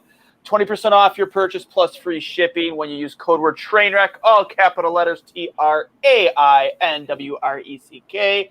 Get yourself the Lawnmower 3.0. Has the built-in flashlight. You never knew you needed a flashlight on your razor until you had one. Helps keep the beard, all trimmed and hedged up the correct way. Or it's waterproof, so you're on a hot date. You gotta hop in the shower, bring it in the shower with you. Absolutely unbelievable products over at Manscaped.com. So Manscaped.com, code word Trainer, 20% off plus free shipping. Sean, Steve, Pat's unbelievable. Thanks for coming on with us. Any last thoughts? That's it, baby. I'd say go Leafs go, but that ain't happening. So No, let's go that's Jets. Yeah. And the Jets Go. are down 4-2 right now. This is embarrassing. Fuck. Abs in 16. I just said Habs at 4. They sweep everyone. Yeah. Undefeated playoff March. That would be fucking legendary. I would. Man, unbelievable. I would go move to out. Colorado tomorrow. I don't think Me they too. would. See ya. I don't We'll be think they would roommates. sweep. I don't think they would sweep Tampa. I think that No. would be. Well, that's just They win like 5. your opinion, man. I mean, I'm interested. One last thought. I'm interested to see how far Montreal can go with Carey Price, because I've been a big advocate of never paying your goalie a lot of money. I think I tap out right around $6 million a year just because I think there's just too much proof, and you don't have to pay your goalie that much money to win. You got Crawford in Goalies are Chicago. You got Crawford in Chicago. You remember Antoniemi won a cup with them. Obviously, you saw what happened last year in Dallas with why can't I remember his name? Khudobin. Khudobin, yes, Khudobin. Obviously, between Murray in Pittsburgh, who obviously failed to live up to the shadow of Marc-Andre Fleury, and even Fleury's never won a Vezina, and you never had to pay him an insane amount of money. So I've always been against paying your goalies a lot of money, and that's why I've always been not against Carey Price, but just imagine how much better that team could be if they weren't committed to a goaltender for $10 million a year. And I'm definitely interested to see where the Habs go, with Carey Price and how well he's playing. Because the biggest mistake Toronto made in that series was allowing Carey Price to get locked in. You have to get in his face. You have to disrupt him. You cannot allow Carey Price to get locked in the playoffs, because once you do, it's over. It is absolutely over. You are not that. And I said this on our local radio station. I said, outside of obviously Marner not performing, you're not getting enough from Matthews, even though he got the chances. I personally think injuries and running into a playoff form Carey Price is what really did you in. Carey Price was playing phenomenal, not unbeatable, but when you don't have everything going for you to begin with, and then you run into Carey Price, even when you're playing desperate, it's just you're not going to win. No, I wholeheartedly agree. He was dialed in, man. Like there were times where it was just like they got one, and it was like we're done. And like there's like we ended up tying it up a couple times, taking it to overtime, and I always felt unsettled. I always felt like going into the games, the Leafs should have won 4-1 or 3-0, and like they just never had it. And it was like just each minute, each like sections of 5 minutes going by each game, each period going by, and it was like we're tied, we're down by one, or we're chasing it. It was like felt like we were always chasing it, and we just couldn't get it past Price, man. We And were fucking gassed after Game 4. After Game 4, we were gassed, and that was it. Right. Here, one last thing, real quick. Obviously, I've said one last thing a couple times. Going over to the Dean Blundell. You live here now. Those guys from the beer league, the beer league boys. Yeah.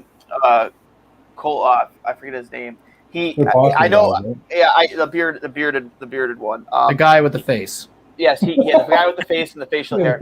He keeps tweeting at me about a take he had last time I went live with Dean, and it was that I would rather build my team around Nathan McKinnon than Connor McDavid, and I think that is still to this day one of the worst hockey takes I've ever heard. I don't care. I don't care what Colorado is a more developed team. It's taken them a while to get where they are, and I know I'm going to hear about it tonight if he's on. So I just want to get your guys' takes now. Is that one of the dumbest takes you've ever heard?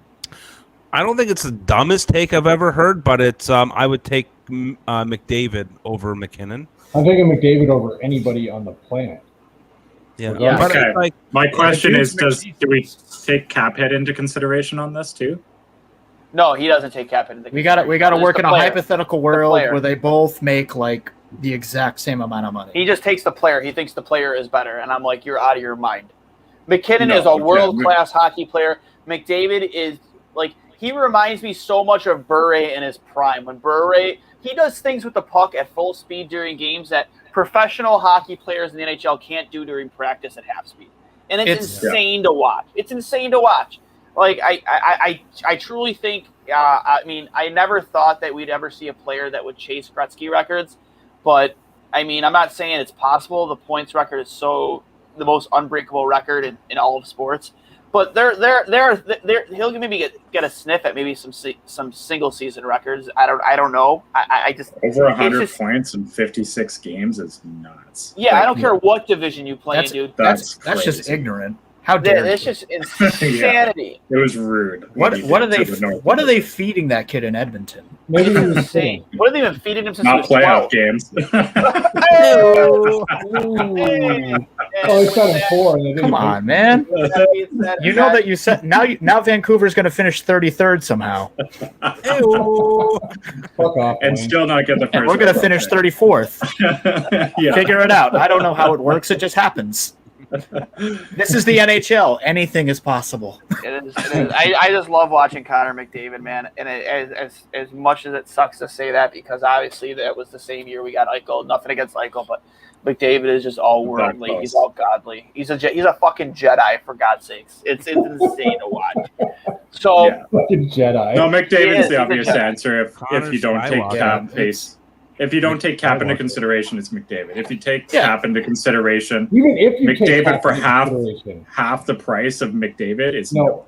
Well, yeah, we're talking about building a team around a single player, so let's put it into fantasy perspective. You have the first pick.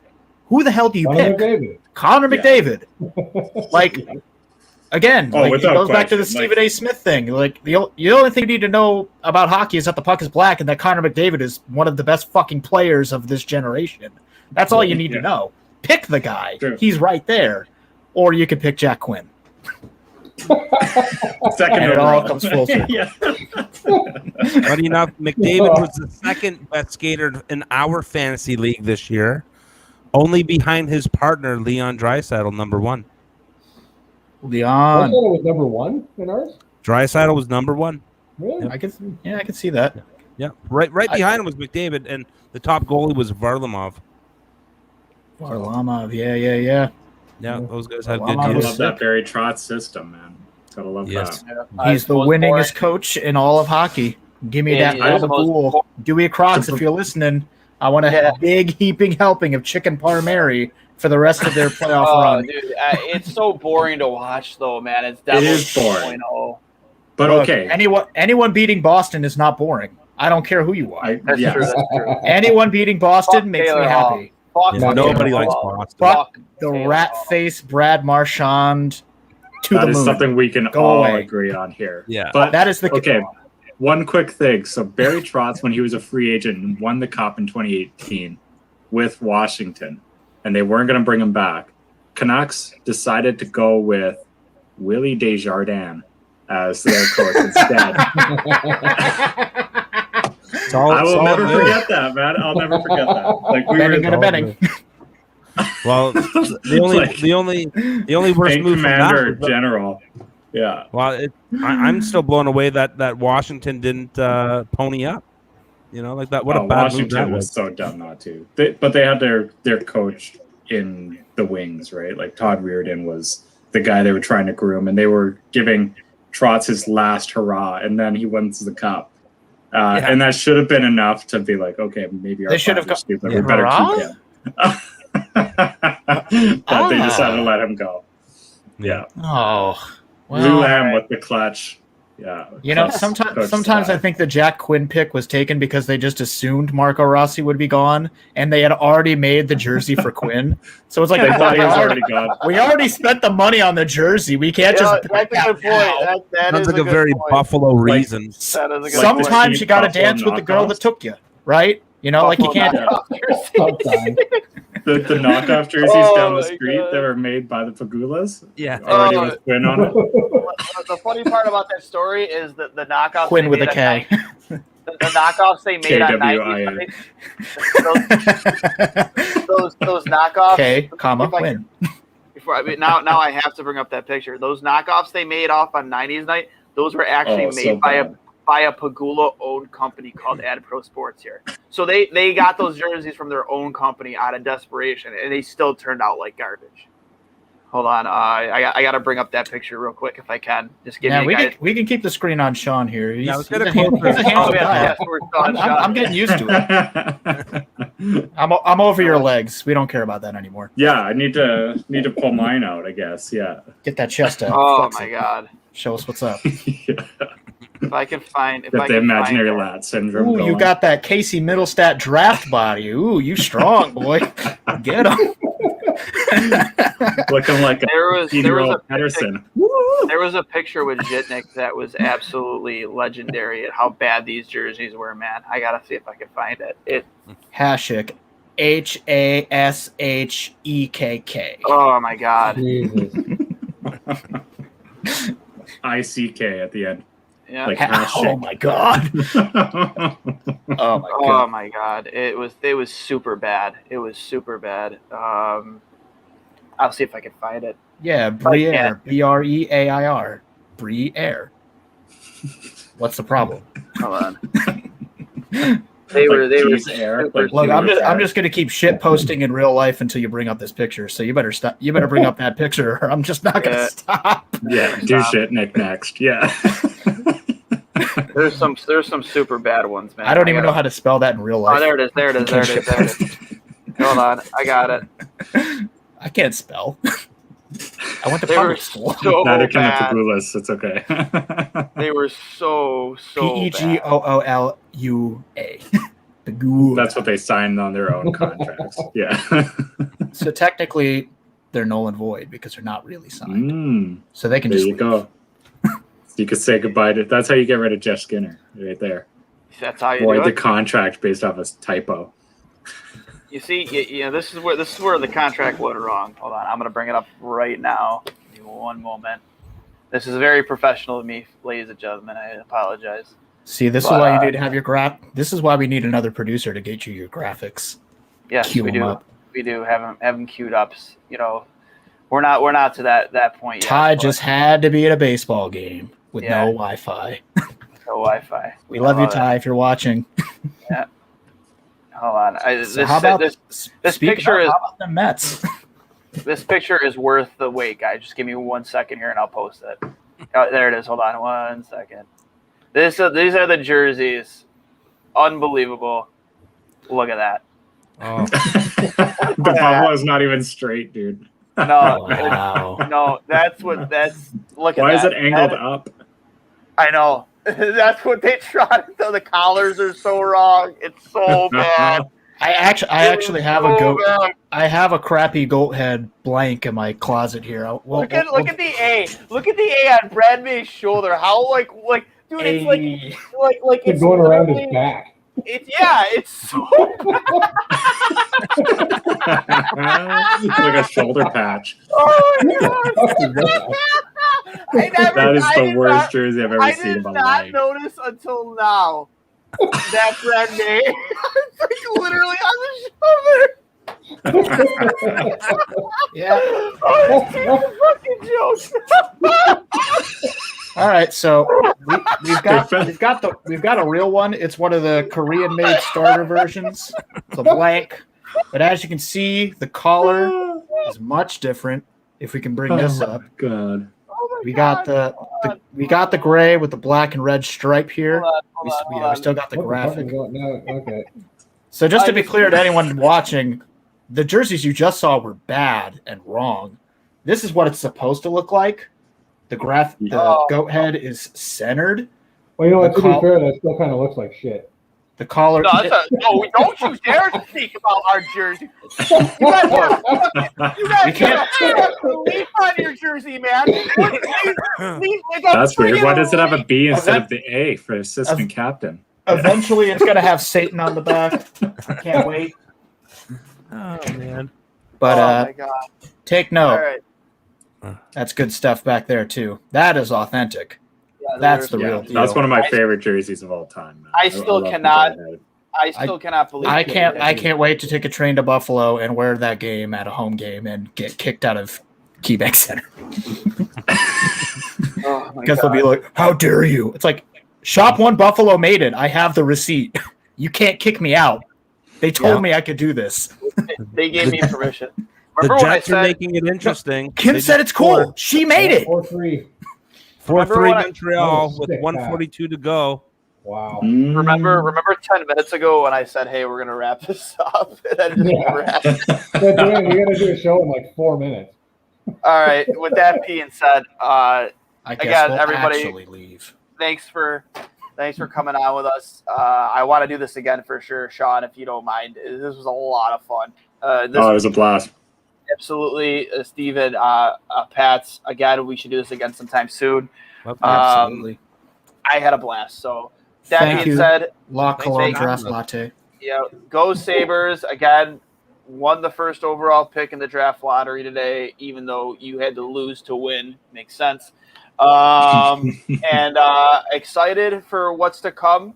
Hopefully here, I know we're supposed to get some news on Jack Eichel soon and the injury update with his rehab. We'll see what might Oh my lead God. to. And Evans just died. who just died? Oh, shit. Jake Evans. Oh, I was delayed and I just saw the hit. Holy fuck. He's Sorry dead. to cut you off there, but oh my God. Wow. Yeah, I don't know why it's just my face. We don't need to look at this. This is this- this is a face only. This is a face that only a mother could love, and she's kind of indifferent about it, to be honest. I just Who did that? I was even further delayed and I just saw it now. Wow. Yeah, that Wow. is. Get off of them. Like they're all kind of crowded around them. Like move away from them. Was it Owie. Scheifele that I'm did it? waiting to see the replay right now myself. Oh, Shea Weber looks livid. It had to be Oh, yeah. Scheifele. Yeah, it was Yeah, Scheifele. that'll happen. Scheifele. Scheifele just buried. That was completely uncalled for. That was wild. What, the That Evans? Hit on Evans? Right as he scored Yeah. the empty netter, he just buried him. He scored the empty netter and then was just murdered right after. Wow. Like Scheifele's Wow. getting a game at minimum for that. Oh, Like at that's least.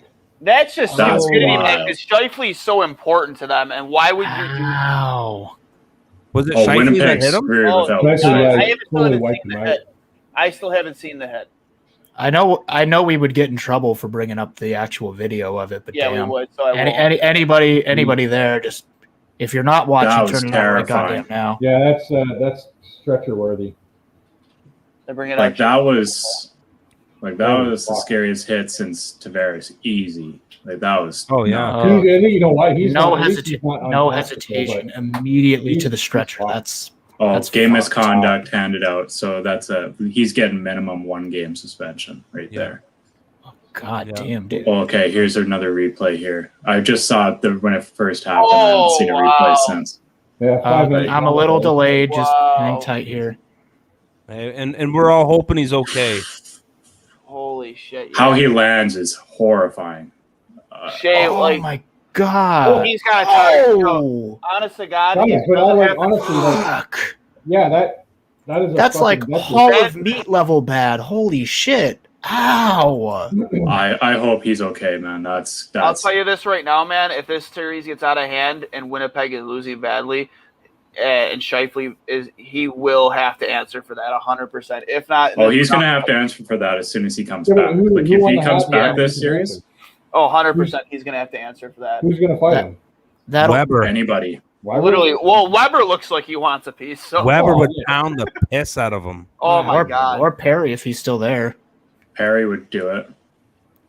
I mean, if it doesn't happen at the Wow. end of this series, it's absolutely going to happen the first time they play each other next year. Like, they don't fucking forget about a hit like that. You know what though? Listen, in 1985, that's a good play, and nobody gives a shit. You remember? Yeah, but Wendell Clark? hockey's You remember changed Wendell so Clark? much. 2021. I was born in Remember Wendell Clark on '89, Bruce so Bell? sorry. I Did you see I that? wasn't even a thought in my dad's pants at that Oh, I'm point. just So saying, I'm like sorry. Wendell Clark on Bruce Bell. Guys, look it up on YouTube. Wendell Clark on Bruce Bell. I've seen Oh, that. wow. Oh yeah, that's Oh, a nasty Yes. one That is too. just Some of those old school hits are fucking some Charlestown My shit. favorite- obviously my like, favorite- this one of my- wasn't an issue, right? Two of my favorite Sabres hits all time were Michael Pekka and Alexei Yashin. Absolutely murdered Yashin at the blue line, and then obviously Brian Campbell on RJ Umberger, and there's that Yeah. look on Umberger's Oh, face yeah. after, like, just that dazed look up at the sky, like, That's- yo, what just happened to me? That's one of the best RJ calls of all time. An Umberger! My goodness! He's just been tumbled into the ground, Umberger! That's like, honest to God, that's a hit that could end a career. Yeah, That's It a hit is. that could end And a it's career. scary, but when RJ Evans calls it, having it's been having it's a all good fun playoff games. too. Like Evans, that could end his career. Evans has been really good for Montreal this playoffs too. Yeah. But that's really tough loss. Yeah, that's Shit. bad. That's bad. You know, and the thing was, Scheifele was pissed. He's been pissed all night. The camera has been on him all night, and he's been losing his shit. So that was just the boiling point right there. Yeah, he actually kind of reminded me, like watching him throughout this game and losing his shit has reminded me of watching Matthews. And not that Matthews was bugging out as much as Scheifele has tonight, but just the fact that of the frustration. Like the frustration was all over Matthews' face, and Scheifele couldn't turn it off this game. Like if you were watching the game, you could see Scheifele fucking bugging out the whole game. And like it's like that's just rough.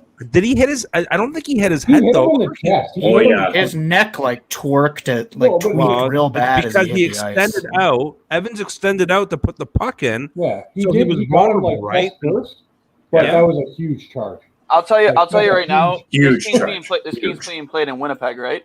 Yeah. Yeah. Oh, this game is being played in Montreal. There'll be people outside the Bell Center waiting for Scheifele. Yeah. 100%. I don't doubt it. I'm curious to see what does happen because, like, in watching that replay, he went clean through the chest. Yeah, but the thing is, But with the huge charge after you the know, goal, Scheifele skated from center ice to make that. yeah, shot. that dude came in with way too much speed. Like you can't. It's like 3 or 4 steps, max. You can't fucking take a run He at a took guy like that. 20. He took like 20. No, I was like He was 200. chasing him, right? So, like, he was chasing him, and Evans went around the net, and he went around to cut him off. But think about why they got rid of icings, right? Or like the That exact icings the way reason. they did for that exact hit, right? Yeah. Like- So he's coming downhill, full head of steam. Yeah, no, that's brutal, man. Like that's a nasty hit. I'll tell you this right now, man. It's tough to watch, dude. That is tough to watch. And the only thing stopping Scheifele from getting more than maybe 2 or 3 games is the fact that he doesn't have a history of it. Well, Yeah, That's the one thing saving. it wasn't a That's his head only shot. saving grace. Yeah, and they might say point of contact wasn't the head either, but like I got to see the play again. I think it was though. I think it was kind of all the whole front of him just. Ooh, but that arm comes Here up comes into here, his here head. comes here. That arm Yeah, comes up it's into the his head. kick. It's the Yeah. Man, I don't know. I don't like that hit at all. I think that's just Just the chart. Yeah. Just the charge Yeah, alone. you know what? There is the elbow at the end there. I wonder if Elbow anything does come happens up. here. I wonder if anything happens here in the last minute of the game. I don't know. Was A Scheifele not two- on the ice? Probably not. But I think a 2-game Weber's suspension would be going warranted somewhere. on this, even though he doesn't have a history. Like that's just I agree. like It was Like- negligent. Completely negligent. it's negligent and it's completely unnecessary. Like the same kind of shit that like Ryan Reeves was doing, but like without being Ryan Reeves. It's like Yeah. you don't need to make Ryan Suter eat the fucking crossbar. You don't need to press. You don't need to basically like try to gouge fucking. And it's like Tom Wilson shit too. It's just like Yeah, it's not the Tom it's just- You don't need to Wilson. do Benjamin Buchnevich or Does not do Tombstone anything to Panarin. augment the play. At No. completely avoidable shit that you're doing just because you're mad. And the puck was already in. And he had clearly got around the net well ahead of time. Like, I don't know, man. That's not a good hit. Oh shit. That'll be interesting. Yeah. Yeah. I don't Anyway, think sorry I cut you off with that. No. I was just I blown mean, away by what yeah, I no, just that's- saw. Well, we should Yeah, no, probably you gotta wrap it you up gotta and then stop it we'll, for breaking news like that. That's important. That's I know we got to hop on Jesus. another podcast, guys, but that was tough to watch. That was tough to watch. So And that's with the that thing. being said, again, thanks guys for the third time for hopping on with me. Again, Third we gotta time's do the this. charm. Yeah, we got to do this again sometime soon. for sure. For Thanks, sure. guys. Hi, Duane. Everybody, this has been Two Goalies, One Mic, episode 63, brought to you by Manscaped.com. Code word TRAINWRECK for 20% off plus free shipping. For Cully, who unfortunately couldn't be here, producer Steve, Pat is Steve from the Hockey Dummies, and Sean from Point Shot in Vancouver. Thanks for stopping by. We will talk to you next week. Let's go.